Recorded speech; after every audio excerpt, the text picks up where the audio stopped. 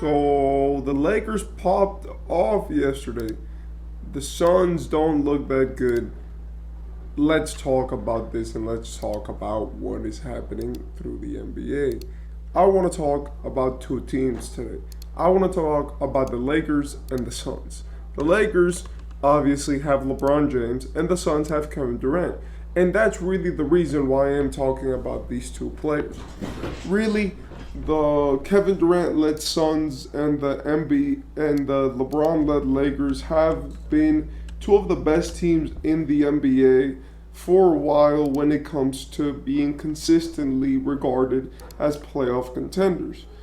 In the Western Conference, the Suns are now in the sixth seed comfortably over the Kings as they even though they both lost their game yesterday, with the wins that they've had recently, it has led them to have a better record than the Suns. And I'm talking particularly about the win that they had over the Raptors, which really put them in that tier of top six teams after they had gotten that win in Denver.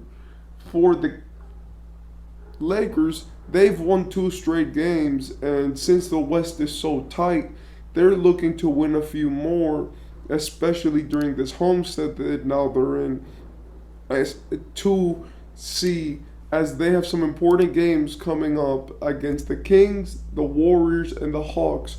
And if they win any variety of those games, then they're probably going to jump up in seeding, as if they beat the Kings, then the Kings go down, the Lakers go up, etc., etc., etc. And the Lakers will probably get to the eighth seed if they keep this winning streak going. Now, is that possible? Is that likely? Let's check out the possibilities. For the Suns, we have a few questions. The first question is, will you extend Grayson Allen? If you guys don't know, Grayson Allen is the best shooter in the NBA, shooting a 47.5% from three for the season, being the best player in the world when it comes to just shooting the ball at a high clip. Obviously, this has been happening due to the fact that he has so many great players on his team that he consistently gets wide open looks and gets to have these really easy, not contested shots. That's not taking away from the fact that he's making them, but it definitely holds to the test of that Grayson Allen has just been uber consistent and extremely efficient with the way that he's played the game. So now you may wonder, okay, but how has that translated to wins, and is that going to get him a contract? And the answer is yes. Grayson Allen is up, and now he could get about $70 million, right, in his extension. And that has caused some pain around the Suns franchise, as Matt Ishbia, the owner, has made it a point to spend money to make sure that his team wins. But in this whole process, he's also completely disregarded the salary cap, which is not a good idea, as now they're going to tax down on teams which do not comply with the cap. Now, a lot of people may wonder, but is Grayson Allen going to get a 4-year, $75 million deal? And the answer is that the Suns have no choice. He's way too good. He's been way too effective. And without him, he's the only piece, apart from Kevin Durant, which has been half consistent your entire season. Apart from this, they've been playing great when all three of the guys are on the floor, especially when Devin Booker is there. But D-Book has suffered some injury recently, and let's wait for him to come back to see how the team looks.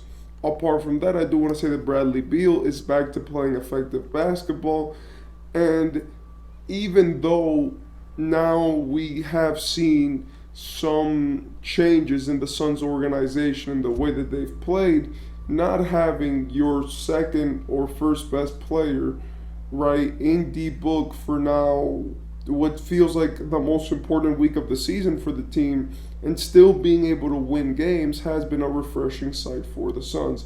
I do think that in the end they will finish as one of the top 6 teams. I think that they're far too good and far too well built to just finish under that. Now, do they finish as a top 4 team? That's something that we'll see in the future. For the Lakers, their biggest question is how are you going to figure out your offense or your defense by playoff time? Now, a lot of people are going to say, what do you mean? Because it's true, you have LeBron and AD on a team. You should be able to run some pretty good sets. Now, some people might say, well, LeBron and AD haven't been playing up to speed. But in yesterday's game, LeBron had 29 points, AD had 25 rebounds for an extreme, victory over the number 3 seed Minnesota Timberwolves. And by the way, the thing I said about the Thunder is becoming true. The Thunder are going to be probably the best team in the West. And if that happens, then Shea is the MVP. But anyway, I digress. So basically, the Lakers have now won 2 crucial games back to back. They look pretty good, but are the Lakers going to be consistent? I already spoke on the 3 teams which they have to beat.